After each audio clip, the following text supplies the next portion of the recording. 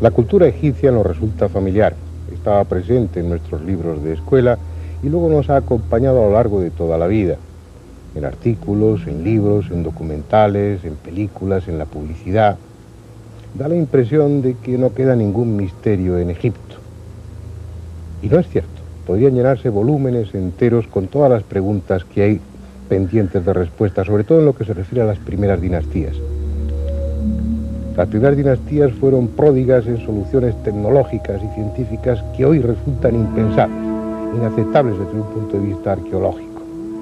La sensación que uno tiene después de analizar esos logros técnicos de aquellas dinastías es que tenían mucho más conocimiento que las dinastías que le siguieron, como si en Egipto hubiera sucedido al contrario que en otras culturas, como si en Egipto hubieran arrancado con unos grandes conocimientos científicos y técnicos y luego los hubieran ido olvidando poco a poco a lo largo de su historia. Vamos a encontrar muchos ejemplos, pero la Gran Pirámide es tal vez el más espectacular de todos ellos, el mejor ejemplo que demuestra cómo en el viejo Egipto se produjo no una evolución, sino una involución. Ahí está, indiferente y hermética, sin desvelar el misterio de su origen y de la técnica que utilizaron quienes la construyeron, tan ajena a nosotros y a lo que le rodea como pudiera serlo una pirámide marciana. 2,5 millones de bloques de piedra, casi 3 millones de metros cúbicos de volumen y 7 millones de toneladas de peso. Una obra colosal e irrepetible. Y ni siquiera sabemos si fue tumba, si fue templo, si fue el compendio del conocimiento acumulado por una cultura desaparecida, o si simplemente fue un monstruoso disparate puesto en pie por una generación de locos geniales. Ya los viajeros de la época clásica manifestaron su asombro ante la magnitud de la obra y la presunta carencia de medios técnicos que tuvieron sus constructores.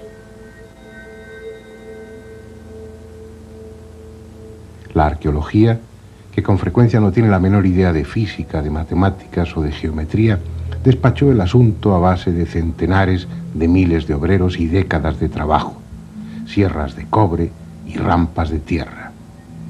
Es una de las explicaciones más estúpidas que puedan darse sobre la técnica de construcción utilizada. Sin embargo, es la que ha prosperado. Por otra parte, el descubrimiento durante el siglo pasado de que la Gran Pirámide guardaba relación con los números pi y phi puso en marcha a una legión de soñadores, gentes que buscaban en las medidas de la Gran Pirámide la solución de todos los problemas, ya fuesen humanos o divinos. Una especie de enfermedad que podríamos llamar piramidomanía, que contagió a sesudos varones, que se lanzaron a las más locas especulaciones. Como veremos, a la Gran Pirámide le sobran misterios sin necesidad de deformar la realidad, misterios que tienen que ver con algo tan tangible y sólido como las propias piedras de las que está hecha.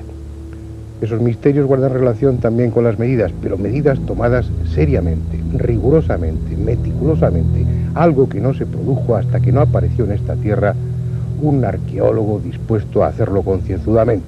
Y me refiero, claro está, a Petrie. Fue a finales del siglo pasado cuando llegó a Egipto Sir William Matthews Flinders Petrie, trayendo con él todo un completísimo equipo de medición que incluía teodolitos de alta precisión, niveles ópticos, calibres micrométricos con vernier, goniómetros adaptados a ángulos de 90 grados, 51 grados y 50 minutos y 26 grados y 20 minutos, catetómetros, anteojos de colimación, cintas de Invar, termómetros de Beckman y toda una serie de instrumentos de la más variada índole. Sus mediciones, las más perfectas que se han realizado hasta ahora, corroboradas años más tarde por Burckhardt, Cole y Pochan, han proporcionado datos fiables y precisos para, partiendo de ellos, llegar a conclusiones irreprochablemente científicas al tiempo que arqueológicamente desestabilizadoras. Antes de seguir adelante, es preciso tener claro que la arqueología se basa en hallazgos y en comparaciones con las culturas vecinas o contemporáneas a aquella que se está estudiando.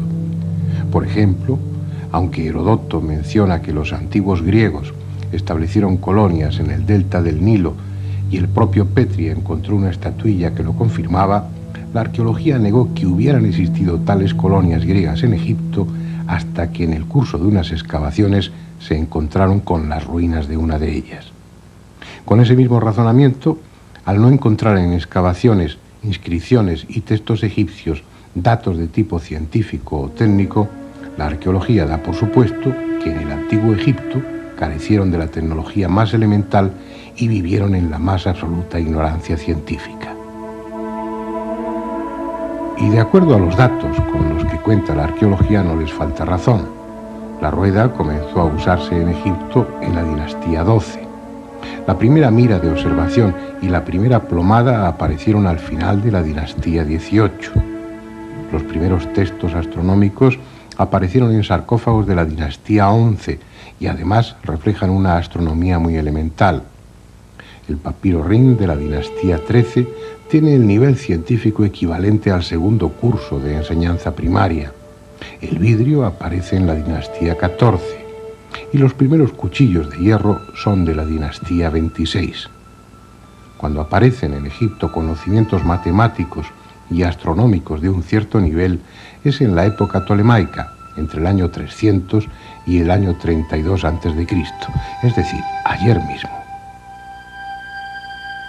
Así pues, de acuerdo a los datos que proporciona la arqueología, datos reales, basados en hallazgos concretos, la civilización egipcia avanzó lenta y torpemente por el sendero del conocimiento durante 3000 años, y cuando empezó a alcanzar un nivel aceptable científico fue porque se lo proporcionaron los griegos.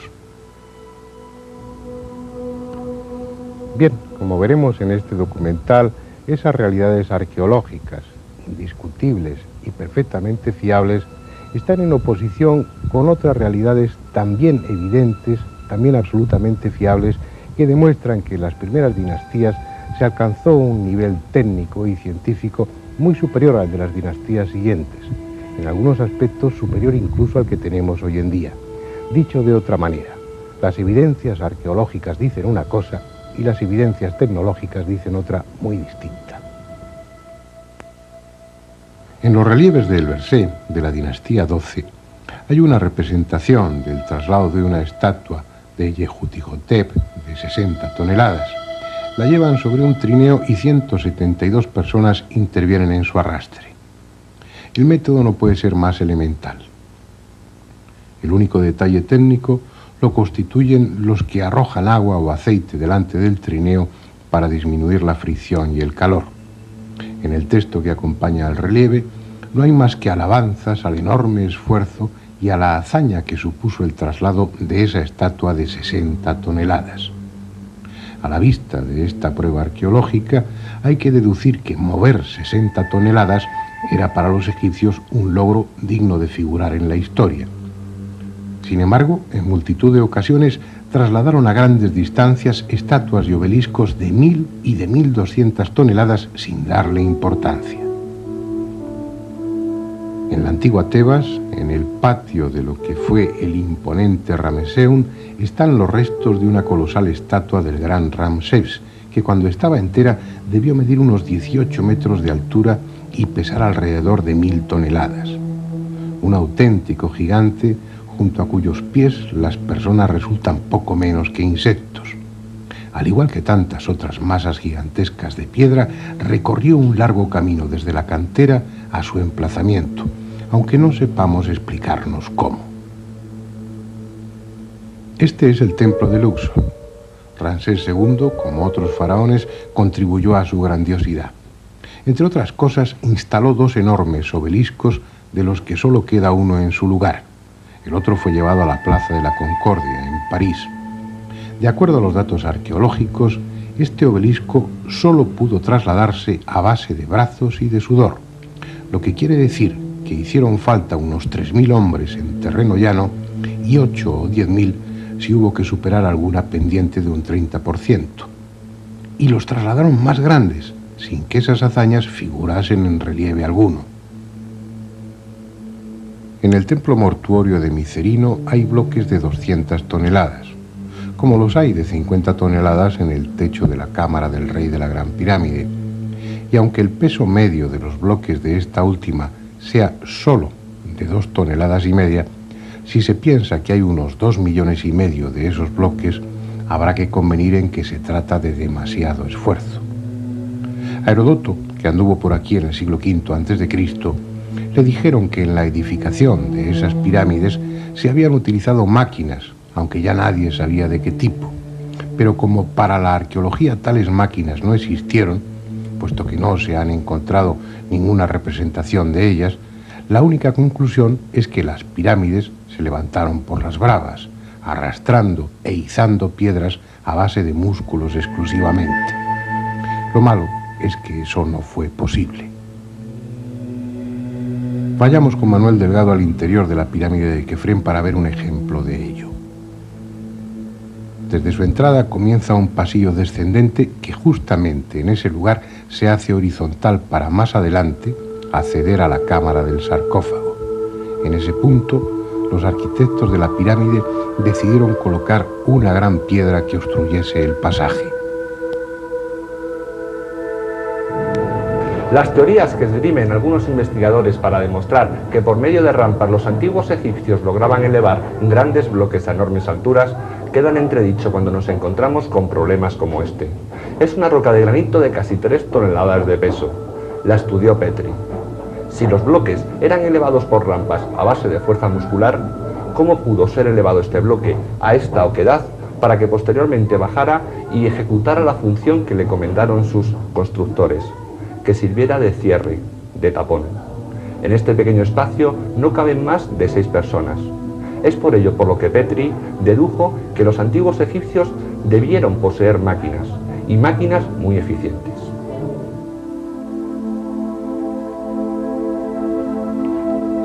Es probable que en libros o revistas hayan visto ilustraciones como estas. Al carecer de máquinas, según la arqueología, el único sistema era ir haciendo rampas de tierra y cascotes al mismo tiempo que la pirámide iba creciendo. Rampas, cuerdas, rodillos y esfuerzo, mucho esfuerzo. Un arqueólogo tal vez pueda aceptar ese sistema. De hecho, es el único que aceptan, pero un técnico no puede estar de acuerdo. Como ya han demostrado los ingenieros, entre ellos Krohn, esas rampas hubieran significado un trabajo igual o mayor que el de la propia pirámide. Los rodillos tampoco son la solución. Primero, por la falta de madera adecuada, y segundo, porque no servirían en un terreno arenoso. Traten de imaginar el diámetro de cada rodillo, la firmeza necesaria del piso y el esfuerzo para subirlos por una pendiente cuando se tratasen de bloques de 50, 100 o 200 toneladas. Es sencillamente imposible. Resulta inevitable admitir que poseían técnicas muy superiores a las que la arqueología les atribuye. Técnicas posiblemente distintas a cuanto estamos en condiciones de imaginar, entre las que, por increíble que parezca, podría incluirse la de ablandar la piedra. Este es el famoso obelisco inacabado de las canteras de Asuán. Mide 47 metros de longitud y no llegó a terminarse, aparentemente por haberse roto en las últimas fases de su construcción. No entraremos en lo que hubiese supuesto su traslado una vez concluido. Estamos ante él por otra razón. Fíjense en la extraña forma de cortar la roca que utilizaron los canteros y cuyas huellas son perfectamente visibles tanto en el obelisco como en la piedra madre en la que se estaba labrando. Anchos surcos verticales. No se trata obviamente de un adorno, puesto que el pulido final del obelisco los habría hecho desaparecer. Parecen otra cosa. Parecen el surco dejado por un instrumento que hubiera rebanado la piedra, similar al que una cucharilla deja en la mantequilla o en una tarta blanda. Puede resultar absurdo, pero es lo que esas huellas parecen. La cuestión es si hay algún otro dato que permita apoyar la hipótesis de que los antiguos egipcios conocían un sistema para ablandar la piedra. Vamos a verlo. Cerca de Asuán hay varias islas bañadas por el Nilo. En una de ellas, la de Segel, el egiptólogo Wilbur descubrió en el siglo pasado una extensa inscripción a la que hoy se conoce como Estela de Famine. contiene 2.600 signos jeroglíficos que se terminaron de descifrar en 1935 por el arqueólogo francés Barquet. Según el texto contenido en esa estela, el dios Khnum se apareció en sueños al faraón Zoser, comunicándole la técnica que debía emplear Imhotep, su arquitecto, para preparar una mezcla con la que obtener piedras artificiales. En las columnas jeroglíficas de la estela, comprendidas entre la sexta y la 18ª, se enumeran 29 minerales y diversas sustancias químicas que habrían de ser utilizadas para preparar una especie de piedra artificial que pasaría por natural a los ojos del pueblo y que solo los expertos podrían identificar. Lo hicieron. El físico Klein, con un amplio equipo de colaboradores, estudió en la década de los 70 más de 25 muestras provenientes de diferentes piedras de la Gran Pirámide y publicó los resultados de su trabajo en el año 1979 en el segundo Congreso Internacional de Egiptología celebrado en Grenoble. La conclusión era que cada roca resultaba diferente a las demás, como si no procedieran de la misma cantera y hubieran sido llevadas desde distintas partes de Egipto. Pero además, esas piedras poseían una característica muy especial. Un bloque de piedra natural suele tener una consistencia homogénea. Sin embargo, los que estudió Klein tenían una mayor densidad en la parte superior que en la inferior. Esta es la cantera de Mokatán, vista desde la ciudad de los muertos, el enorme cementerio construido por los mamelucos y que hoy sirve de vivienda a más de 1,5 millones de personas que carecen de mejor sitio para cobijarse.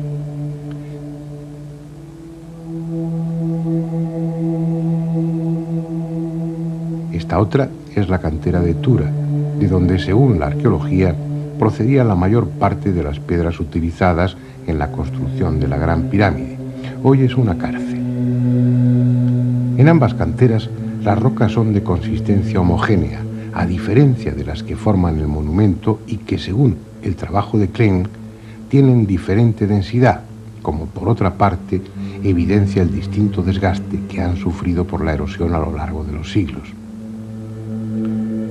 Si lo contenido en la estela de Famine es cierto, como parece confirmar la investigación de Klein, algunos hallazgos insólitos encontrarían plena justificación, como esta curiosa piedra, encontrada por Manuel Delgado en la meseta de Guisa, que pese a su extrema dureza, parece haber sido moldeada y aplastada entre las manos, con la peculiaridad añadida de una impresión circular en cada una de sus caras que sugiere en todos sus detalles la desestabilizadora idea de que fue practicada cuando esa piedra tenía una consistencia blanda, incluida una mayor convexidad en la parte que queda por dentro de la huella circular.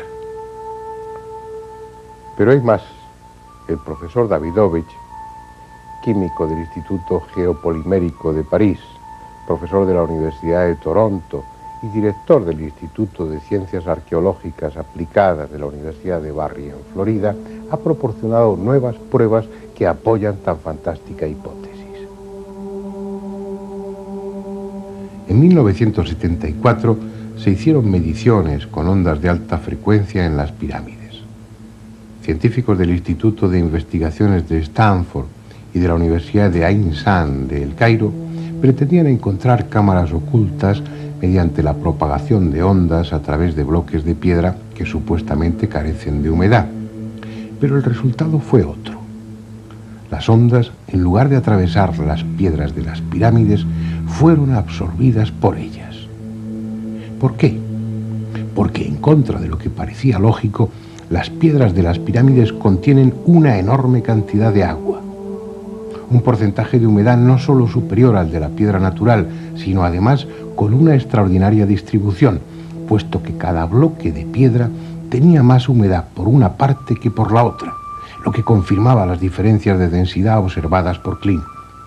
Por si fuera poco, Davidovich encontró en el interior de varias muestras de piedra restos de uñas, cabellos y fibras textiles. En su libro, La pirámide, un enigma resuelto, escrito en colaboración con Margie Morris, incluye esta fotografía en la que aparece un cabello humano incluido dentro de una muestra de piedra procedente de la Gran Pirámide. Tal vez debamos empezar a plantearnos que quienes hicieron la pirámide no fueron canteros, sino químicos. Claro está que tales hallazgos e investigaciones dejan fríos a los arqueólogos convencionales, que prefieren ignorarlas antes que modificar los esquemas que tanto trabajo les ha costado construir. Lo malo es que esa actitud les coloca con frecuencia en un auténtico callejón sin salida. Por ejemplo, según la arqueología académica, en el Imperio Antiguo desconocieron el hierro. Es decir, en la época en que fueron construidas las pirámides de Giza, el único metal que poseían era el cobre. Y esa afirmación plantea un problema técnico sin solución posible, porque con herramientas de cobre es imposible trabajar materiales como el cuarzo, el granito, el pórfido o la diorita. Cualquiera puede hacer la prueba llevando un trozo de diorita, fácil de adquirir en cualquier tienda de minerales, a un taller e intentar perforarla con un taladro actual, provisto de una broca de diamante sintético de dureza 11. Cuando lo hayan hecho, verán si es admisible que en el Imperio Antiguo trabajesen la diorita con herramientas de cobre. Pregúntense cómo tallaron y perforaron estatuas como esta, la del faraón Kefren, realizadas en una sola pieza de diorita verde. No hay respuesta arqueológica, como no la hay para la cuestión de cómo trabajaron el granito en las canteras sin cinceles de hierro. En las canteras de Asuán se pueden ver aún muchos agujeros y ranuras rectangulares profundas y estrechas. En ellas metían cuñas de madera que luego mojaban. Al hincharse la madera por efecto del agua, el granito terminaba rajándose. La cuestión es que esos orificios para introducir cuñas jamás pudieron hacerse con herramientas de cobre. Desde un punto de vista tecnológico, resulta evidente, y no digo posible o probable sino evidente, que en el antiguo Egipto, al menos en las primeras dinastías, utilizaron el hierro y máquinas. Eso no quiere decir que tales adelantos estuviesen generalizados. Estaban en posesión de unos pocos, de la casta sacerdotal, que basaba en ello su poder, una casta sacerdotal a la que pertenecían arquitectos y técnicos. Pero además es que sí se han encontrado restos de hierro de aquellas primeras dinastías. Uno de los lugares fue precisamente en la Gran Pirámide, en el canal sur de ventilación de la Cámara del Rey. La adherencia de formaciones calcáreas a ese trozo de hierro demostraba su antigüedad. Se habla con excesiva ligereza del ajuste de piedras. Si acaso se utiliza algún adjetivo expresando la admiración hacia aquellos hábiles artesanos. La abundantísima muestra de ajustes en los que grandes superficies están íntimamente unidas son un desafío a nuestra imaginación. Las losetas del alicatado de los cuartos de baño actuales, los azulejos, están separados no menos de 1 milímetro, y se trata de losetas de 20 centímetros de lado. ¿Cómo explicar que bloques de varias toneladas se ajusten tan íntimamente que no quepa una cuchilla de afeitar entre ellos? Otro ejemplo, los vasos de diorita del Imperio Antiguo. No están hechos con perforadoras de arco ni con sistemas primitivos. La observación minuciosa, como la que realizó Petri y otros investigadores, demuestra que las líneas de desgaste están producidas con una punta dura y su regularidad, el paralelismo entre una y otra línea, demuestra que fueron hechas con torno, con un torno equiparable a los tornos modernos. Esas piezas de diorita vienen a decir, sin riesgo de equivocación, que en el Imperio Antiguo se utilizaron tornos con punta de diamante, lo que arqueológicamente es inadmisible. Pero es que el trabajo en diorita lo hacían también sobre superficies esféricas y con la misma perfección, lo que significa que además de tornos de punta fija, usaban tornos con herramienta articulada móvil. Esa técnica es indiscutible. No se han encontrado los tornos ni las puntas de diamante, pero sí las vasijas de diorita. Y esas vasijas demuestran que durante su elaboración, como hacen los torneros modernos, se cambiaba el centro de giro cuando eso era conveniente. Lo malo es que esos sofisticados tornos articulados se utilizaban cuando faltaban muchos hilos para que se descubriera el torno de alfarero, por eso los arqueólogos no pueden admitirlo. Sin embargo, las vasijas de diorita y otra serie de muestras dejan muy claro que esa técnica la poseyeron en las primeras dinastías. También está claro que después la perdieron. En las dinastías siguientes ya no se volvió a trabajar con la diorita. Pero sigamos en busca de otros ejemplos. Es sabido que los egipcios usaron serruchos para cortar la piedra, y no solo la piedra caliza, relativamente blanda, sino también otras de mucha mayor dureza, como el granito.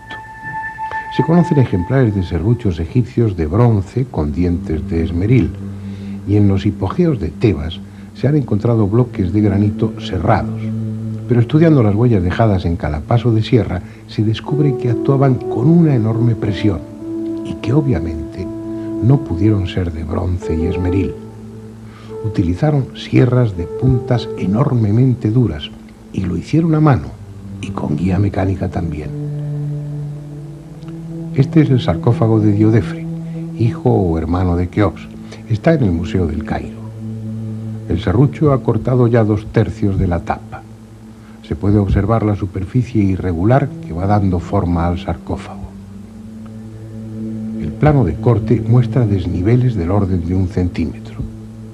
No podemos imaginar qué tipo de serrucho utilizaron, pero es seguro que lo manejaron manualmente, con las imperfecciones que eso implica.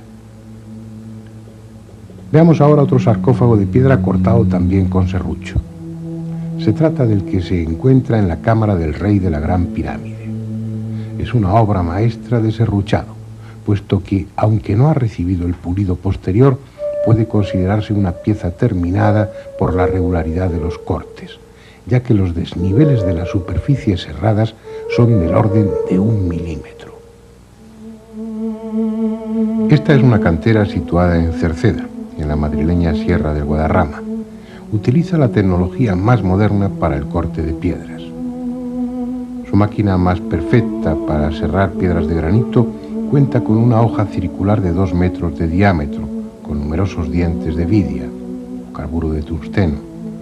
En cada vuelta la hoja desciende 4 centésimas de milímetro, pero no se puede ejercer más presión porque las puntas de la sierra se abrasarían. 4 centésimas de milímetro en cada paso de sierra, y eso gracias a sus puntas de vidia, que tienen una dureza 11. Pues bien, ¿puede alguien explicar qué tipo de sierra y qué clase de material usaban en el antiguo Egipto?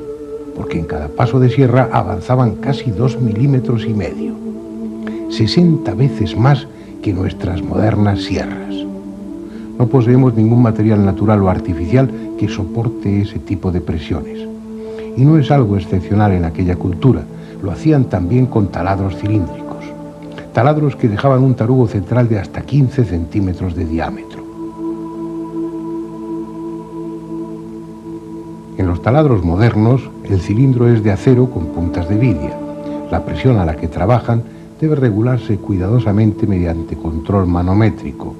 Los taladros con punta de diamante trabajan con una presión de 50 kilogramos y a poca velocidad para no quemarse. Los de punta de vidia solo soportan una presión de 30 kilogramos, pero tienen la ventaja de su mayor velocidad. En uno u otro caso, los taladros modernos avanzan 4 centésimas de milímetro en cada giro. Los trépanos egipcios avanzaban 50 veces más, 2 milímetros en cada giro. De acuerdo con esos datos escrupulosamente rigurosos, aquellas gentes utilizaban taladros que soportaban presiones de 2.000 kilogramos y que tenían puntas 50 veces más duras que el diamante. Y conste que ya sabemos que material de esa dureza no existe ni en este ni en ningún otro planeta del sistema solar, pero están ahí los agujeros producidos por los trépanos y hay que admitirlo así. Es una técnica que después perdieron. Por ejemplo, en la primera dinastía sabían trabajar el pórfido con esa técnica, pero después se les olvidó. Y estamos hablando de hace 5.000 años, según la Escuela de Berrín, o 7.600, según Manetón, con el que están de acuerdo Petri y otros arqueólogos. En cualquier caso, esa consecución técnica no es nada comparable con la que realizaron aquí, en la Gran Pirámide, al cubrirla con losas de revestimiento. Solo quedan unos pocos de esos bloques, pero fueron 27.000 que cubrían las 4 caras de la pirámide. Ese recubrimiento, esas 27.000 losas, constituyen la proeza más alta que haya alcanzado jamás el hombre desde un punto de vista técnico. Poseen superficies planas de más de 3 metros cuadrados. Sus aristas, de casi 2 metros, muestran un paralelismo entre sí con un error de 5 centésimas de milímetro, de tal forma que al colocarse juntas la cara de una y de otra quedan en íntimo contacto. No hay en esos bloques huellas de arrastre ni puntos para enganchar grúas o cuerdas. Además, colocaron en las juntas yeso de fraguado rápido que obliga a colocar el bloque al primer intento, sin posibilidad de moverlo después. ¿Cómo lo hicieron? En las canteras actuales, una campana de vacío succionando sobre una superficie pulida permite levantar piedras de hasta 2 toneladas. Pero es absurdo pensar que en la cuarta dinastía utilizasen campanas de vacío. Además, cada uno de esos 27.000 bloques de revestimiento no pesaba 2, sino 16 toneladas. Los 90 grados exactos que forman los ángulos diedros de esos bloques debieron recibir su último acabado en el taller donde se labraron, para que ajusten a lo largo de los 230 metros de la primera hilada de bloques. El control de la angularidad en cada uno de ellos fue del segundo de error. Es decir, cada uno de estos bloques de revestimiento está realizado con más precisión que una escuadra normalizada de las que se utilizan en la industria moderna. Estos bloques de revestimiento plantean además una cuestión que la arqueología no admite, y es que los constructores de la Gran Pirámide poseyeron instrumentos ópticos. Un instrumento no óptico de medida da errores de hasta 300 segundos. Un anteojo corriente de autocolimación da errores de hasta 5 segundos. Pues estos bloques de revestimiento, la angularidad está corregida con errores de 1 segundo. Es decir, no solamente poseyeron instrumentos ópticos, sino que además fueron de alta precisión. Para que se hagan una idea, el tallado y pulimento de cada uno de estos bloques es una tarea comparable a la de pulido de la lente mayor del telescopio de Monte Palomar. Y eso lo hicieron 27.000 veces, porque 27.000 eran los bloques de revestimiento, y hace 5.000 años o 7.600, de eso no estamos seguros. Sin embargo, no es la única prueba de que poseyeron una tecnología avanzada. La existencia de grandes conocimientos geodésicos y de los instrumentos precisos es inevitable para orientar la Gran Pirámide en la forma que lo hicieron. La arqueología cuenta con datos como este: representaciones en las que se ve al rey y otros personajes con una maza, estacas y la cuerda de arpentar, determinando la orientación de un templo. En los manuscritos e inscripciones tampoco se encuentra la menor muestra de conocimiento geodésico. Por tanto, es comprensible que los arqueólogos digan que la exacta orientación geodésica de las pirámides solo podrá atribuirse a la casualidad. El hecho es que, respecto al norte, la Gran Pirámide está orientada con un error de 5 minutos y 31 segundos de arco.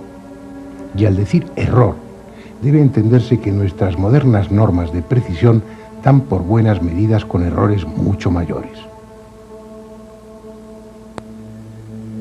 Es más, esos 5 minutos y 31 segundos de error serían hoy mismo una proeza geodésica. Tengan en cuenta que esos 5 minutos y 31 segundos de error equivalen al ancho de una moneda contemplada desde 1 kilómetro de distancia. Lo que ya escapa a cualquier posibilidad de que el azar fuera la causa de esa exactitud es que la otra Gran Pirámide, la de Kefren, tiene exactamente la misma orientación, también con 5 minutos y 31 segundos de desviación respecto al norte. La única conclusión posible es que si así lo hubieran querido, la habrían orientado con un error de 0 grados, 0 minutos y 0 segundos. Si juzgamos los conocimientos matemáticos de los egipcios a través de los textos que nos dejaron, la conclusión es lamentable. No pasaron del primer curso de enseñanza primaria. Sin embargo, sus piedras, sus construcciones indican todo lo contrario, al menos en el caso de la Gran Pirámide. Por ejemplo, en la cámara del rey, que es un rectángulo, la pared norte mide 10 metros y 4.797 diezmilésimas de metro. La opuesta, la pared sur, mide 10 metros y 4.782 diezmilésimas de metro. Es decir, el error de medida es del orden de 1/10 de milímetro por metro. El mismo error que hoy se acepta para los prismas ópticos. Pero veamos si esa precisión se mantiene en superficies mucho mayores, por ejemplo en la base de la Gran Pirámide. Este esquema representa la base de la Gran Pirámide, en el que se incluyen las longitudes de los lados y el valor de los ángulos. Cada lado mide algo más de 230 metros, concretamente 230 metros con 363 milímetros como promedio, casi 1 kilómetro de perímetro, lo que da una superficie de 53.067 metros cuadrados para la base de la pirámide, aproximadamente la de 8 campos de fútbol. Recordemos ahora que según las evidencias arqueológicas, los antiguos egipcios no utilizaron hasta la dinastía XVIII la plomada y la mira de observación. Pero seamos generosos y concedamos a los egipcios de la cuarta dinastía plomadas y miras de observación como esta que están viendo. ¿Qué precisión podían permitir aparatos de esa clase? Es difícil calcularlo, pero si tenemos en cuenta que instrumentos mucho más modernos, como el astrolabio, la ballestilla o las escuadras de pínulas y de espejos, dan errores de 30 a 20 minutos, habremos de convenir en que el merjet egipcio, que es el instrumento que acabamos de ver, daría errores como mínimo de 30 minutos. Pues bien, volvamos al plano de la base de la pirámide. En un cuadrado de más de 53.000 metros cuadrados de superficie, el ángulo noroeste mide 89 grados, 59 minutos, 58 segundos. Es decir, por 2 segundos de error no es un ángulo recto perfecto. ¿Qué significa eso? Significa que es imposible, absolutamente imposible, que los arquitectos de la Gran Pirámide utilizaran el merjet o cualquier sistema no óptico de medida. Eso significa que es inevitable, repito, inevitable, que utilizasen instrumentos ópticos, además de alta precisión, tan buenos como nuestros modernos teodolitos. Cualquiera que sostenga que la orientación y las medidas de la Gran Pirámide fueron realizadas a ojo desnudo y con cuerdas, no sabe de lo que está hablando. Otra prueba de la precisión técnica utilizada en la construcción de la Gran Pirámide la encontramos en la horizontalidad de su base, sobre todo si tenemos en cuenta que los constructores dejaron sin labrar la piedra de la meseta en el centro y solo rebajaron el perímetro. Ese mojón de piedra central impidió que las direcciones diagonales se pudieran tener en cuenta en el momento de nivelar. Solo lo pudieron hacer por el perímetro. A pesar de todo, si comparamos dos ángulos opuestos, el noroeste y el sureste, veremos que la diferencia de altura entre uno y otro es de 1,5 centímetros.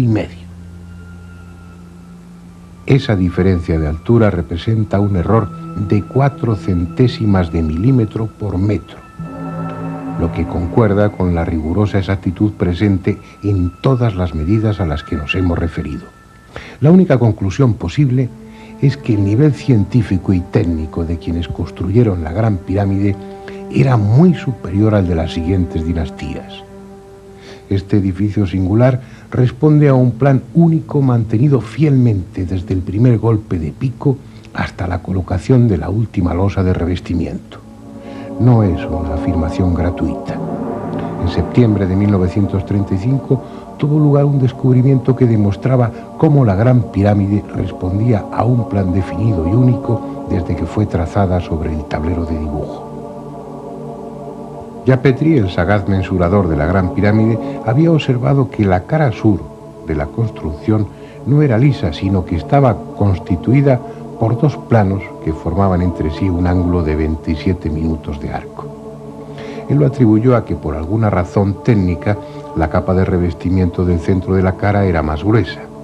Sin embargo, se equivocaba. La cara sur tenía esa concavidad por una razón muy concreta que descubrió André Pochant en 1935. La Gran Pirámide estaba construida y orientada de tal modo que señalaba los equinoccios y los solsticios. Al salir el sol, la arista de la derecha daba sombra a la media cara izquierda de la cara sur de la pirámide. La sombra avanza con rapidez hacia la derecha como si fuera un velo que va descorriéndose y deja iluminada esa media cara izquierda. Es un fenómeno breve que dura unos 20 segundos. Por eso André Pochant lo bautizó con el nombre de efecto relámpago. Después, durante 4 o 5 minutos, la cara sur de la Gran Pirámide permanece con media cara iluminada y media cara oscura. A la puesta del sol el fenómeno se repite al revés.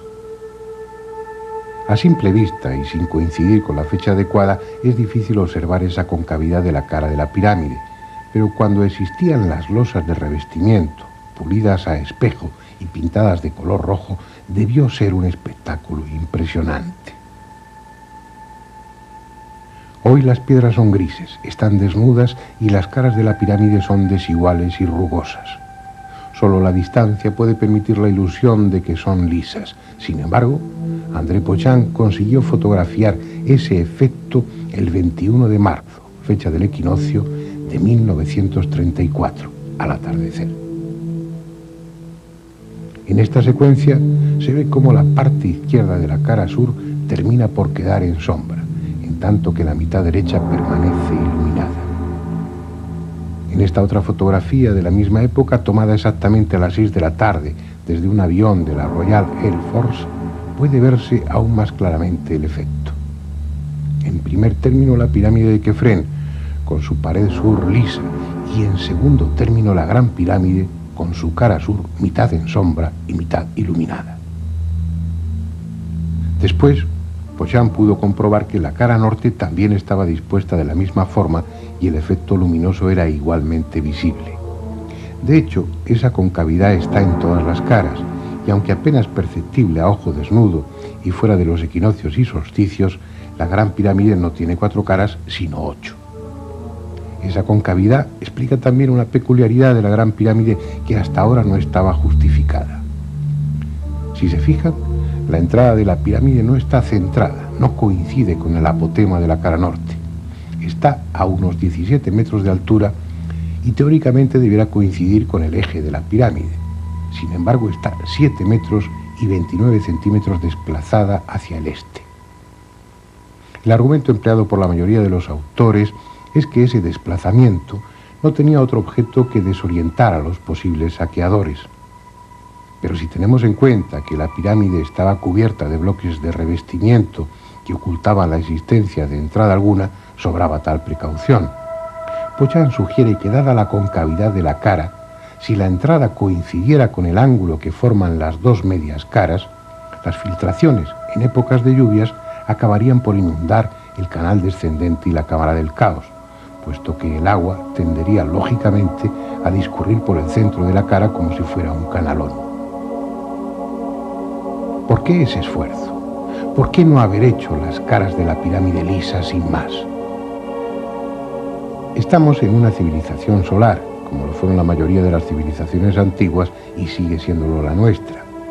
Obviamente no se trata de la pueril idea de que los antiguos egipcios fueran tan necios como para considerar que el sol era un dios. La cultura comenzó a ser tal cuando el hombre antiguo dejó de ser nómada y se convirtió en agricultor.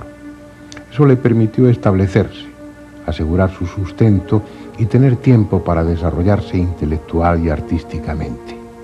A cambio, comenzó a depender más que nunca del ciclo estacional, cuyo único parámetro era el sol, convertido así en la medida del tiempo, en determinador de las estaciones y árbitro de la fertilidad. No hubo mejor símbolo para el orden del universo y de lo trascendente que el sol, quien, como el hombre, moría cada atardecer y renacía al alba como una promesa de reencarnación o de resurrección. El antiguo Egipto no es una excepción.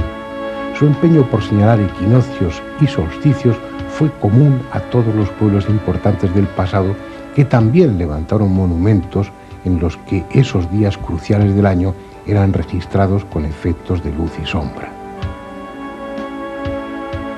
Lo que pasa es que nadie lo hizo con semejante grandiosidad y tal alarde de conocimientos. Se trataba, como en el resto de las civilizaciones antiguas, de crear un espectáculo para el pueblo, de hacer partícipes a las gentes comunes de esos momentos clave del ciclo solar anual.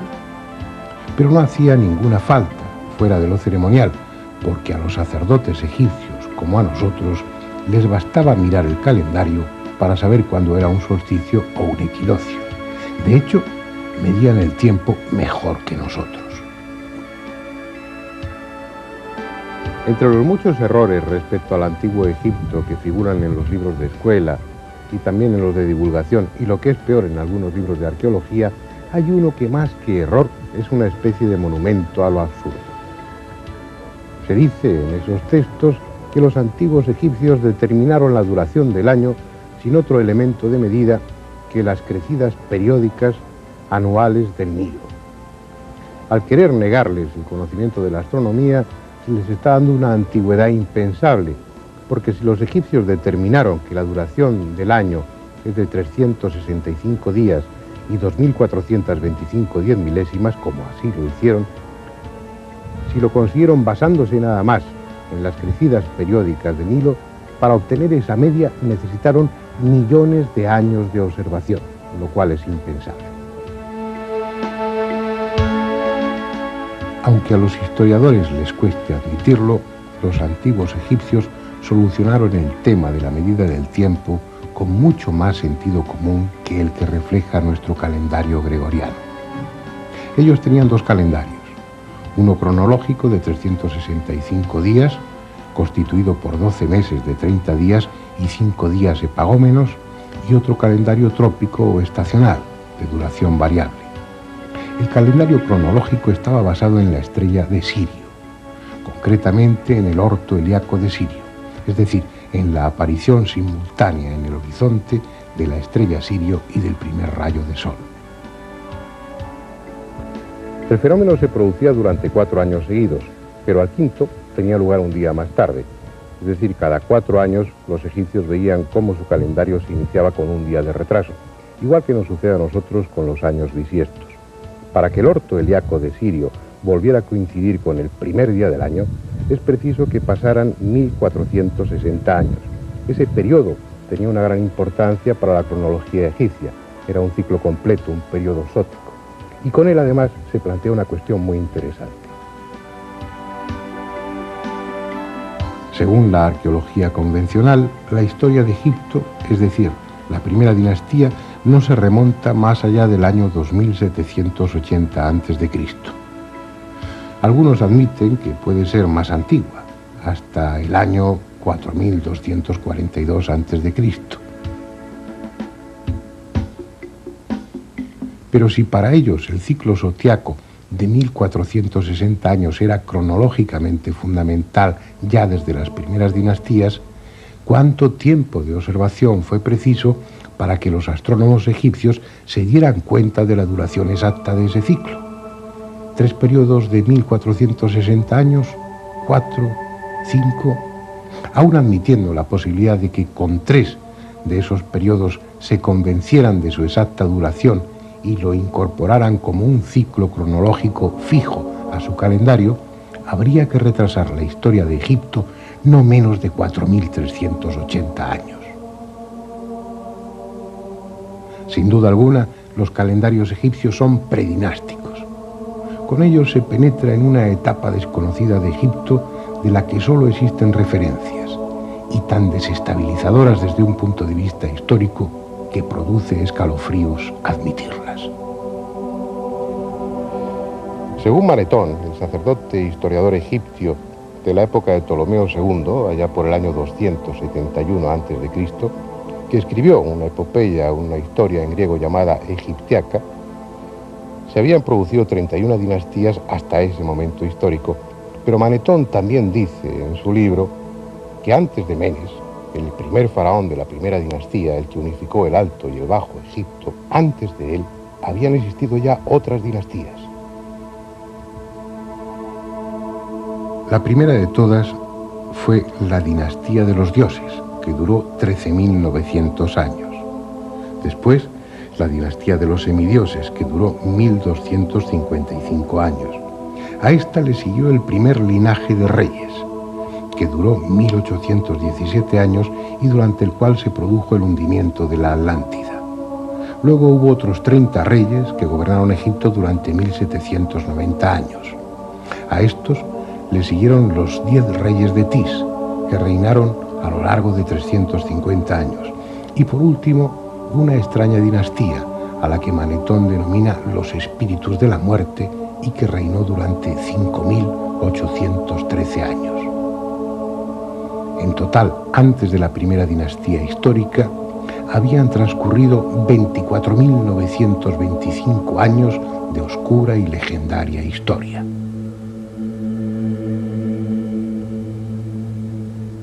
Si a eso añadimos los 5.619 años que según Manetón habían transcurrido desde Menes, el primer faraón de la primera dinastía, hasta el nacimiento de nuestra era, resulta que antes de Cristo ya habían transcurrido 30.544 años de historia egipcia.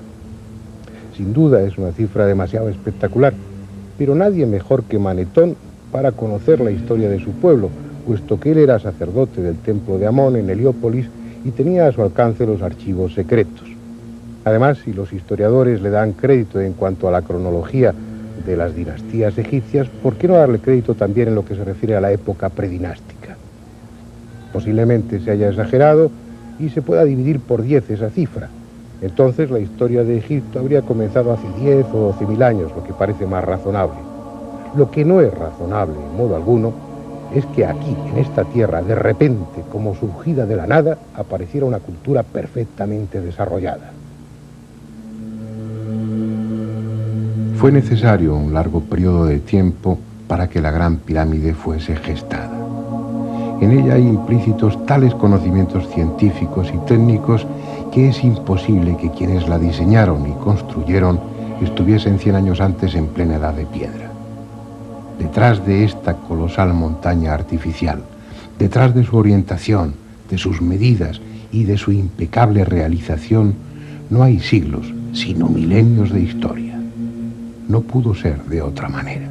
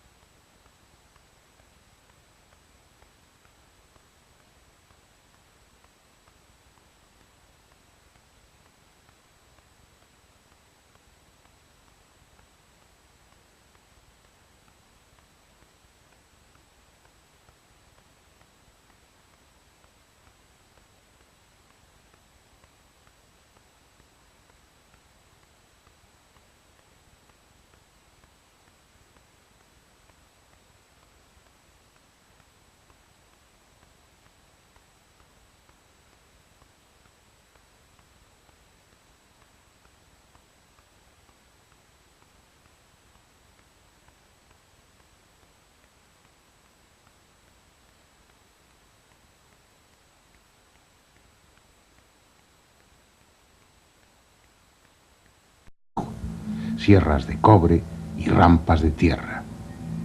Es una de las explicaciones más estúpidas que puedan darse sobre la técnica de construcción utilizada. Sin embargo, es la que ha prosperado. Por otra parte, el descubrimiento durante el siglo pasado de que la Gran Pirámide guardaba relación con los números pi y phi puso en marcha a una legión de soñadores.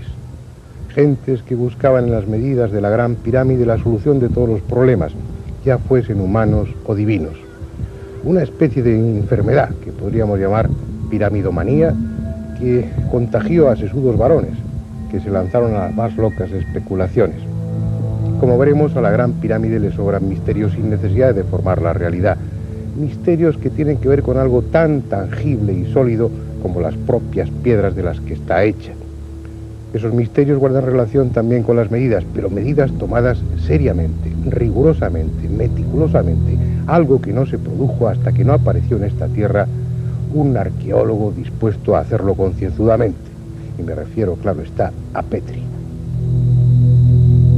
Fue a finales del siglo pasado cuando llegó a Egipto Sir William Matthews Flinders Petrie, trayendo con él todo un completísimo equipo de medición que incluía teodolitos de alta precisión, niveles ópticos, calibres micrométricos con vernier, goniómetros adaptados a ángulos de 90 grados, 51 grados y 50 minutos y 26 grados y 20 minutos, catetómetros, anteojos de colimación, cintas de Invar, termómetros de Beckman y toda una serie de instrumentos de la más variada índole.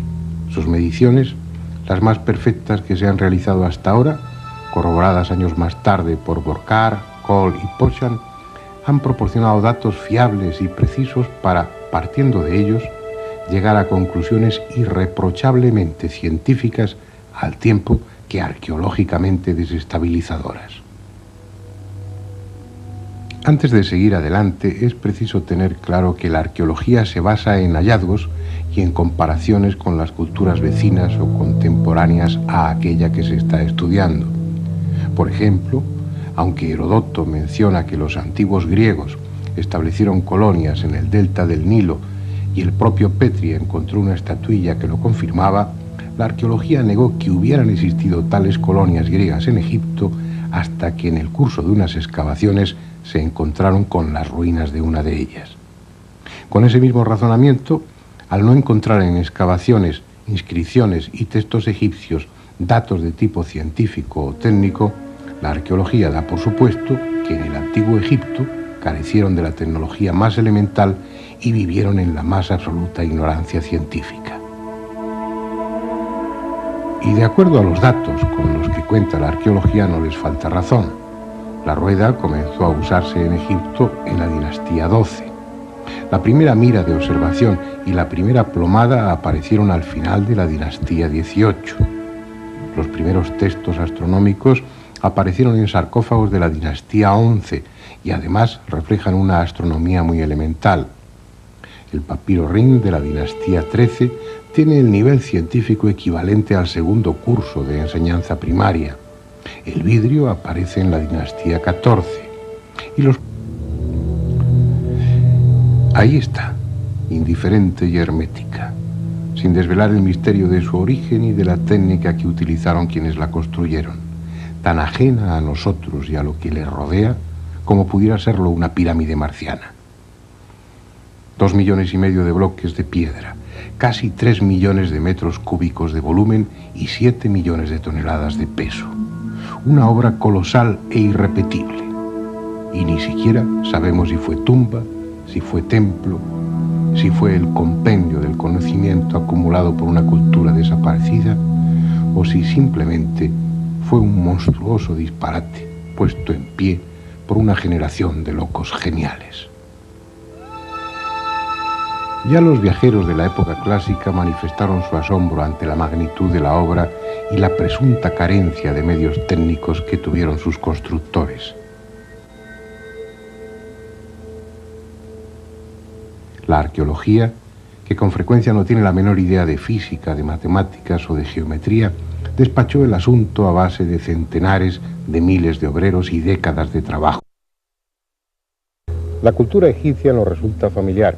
estaba presente en nuestros libros de escuela y luego nos ha acompañado a lo largo de toda la vida, en artículos, en libros, en documentales, en películas, en la publicidad. Da la impresión de que no queda ningún misterio en Egipto. Y no es cierto. Podrían llenarse volúmenes enteros con todas las preguntas que hay pendientes de respuesta, sobre todo en lo que se refiere a las primeras dinastías. Las primeras dinastías fueron pródigas en soluciones tecnológicas y científicas que hoy resultan impensables, inaceptables desde un punto de vista arqueológico. La sensación que uno tiene después de analizar esos logros técnicos de aquellas dinastías es que tenían mucho más conocimiento que las dinastías que le siguieron, como si en Egipto hubiera sucedido al contrario que en otras culturas, como si en Egipto hubieran arrancado con unos grandes conocimientos científicos y técnicos y luego los hubieran ido olvidando poco a poco a lo largo de su historia. Vamos a encontrar muchos ejemplos, pero la Gran Pirámide es tal vez el más espectacular de todos ellos, el mejor ejemplo que demuestra cómo en el viejo Egipto se produjo no una evolución, sino una involución.